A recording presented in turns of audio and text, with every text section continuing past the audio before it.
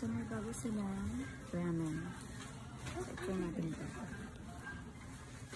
So, ito ang sikat na Nissin Cup Noodles Ramen. This is the mini. So, mini na lang bibilhin ko para sigurado mauubos. Ayan.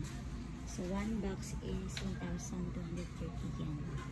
So, and then yung malaking box, which is 2,700. 20 pieces in a box. Ito ang regular size. Ayan. So, madami talaga dito. This is Hineji apron. Puro mga sweets, ramen, and other things.